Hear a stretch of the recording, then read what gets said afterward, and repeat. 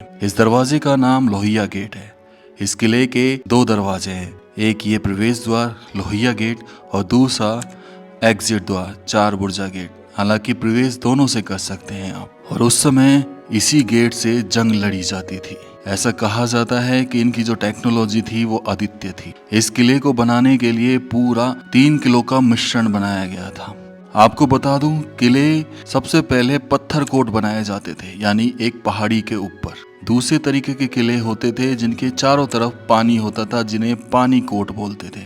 और तीसरा किला होता था धूल कोट, जिसके चारों तरफ मिट्टी के टीले हुआ करते थे। लेकिन भरतपुर वालों ने एक ऐसा हल निकाला जो इनका तीनों का मिश्रण रहा। सबसे पहले इन्होंने पहाड़ी के चारों तरफ खाई खोदी और उस खाई में लेके आए किसी नहर का पानी, और फिर उस खाई से जो मिट्टी निकली उसको इन बुर्जों पे चढ़ा दिया गया। तो इस तरीके से पत्थर कोट, पानी कोट और धूल कोट तीनों का मिश्रण ये किला था।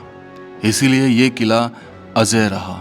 इस किले का निर्माण 1733 में हुआ, जब महाराजा सूरजमल जाट ने यहाँ पर खेमा जाट को हराया। तो उसके छोटे से किले को तोड़कर इस किले का निर्माण कार्य आरंभ किया। उसके बाद यहाँ पर ब्रिटिश ने 1805 में जेरार्ड लॉर्ड लेक के नेतृत्व में 6 सप्ताहों में 13 बार हमला किया और फिर 13 बार उन्हें मुंह की खानी पड़ी। उस समय नेतृत्व कर रहे थे दुर्जन सिंह और माधो सिंह। और एक कहानी प्रचलित हुई, 8 फिरंगी 9 गोरे, लड़े जाट के 2 छोरे। यही थे वो 2 छोरे जिन्होंने डटकर लड़ाई की।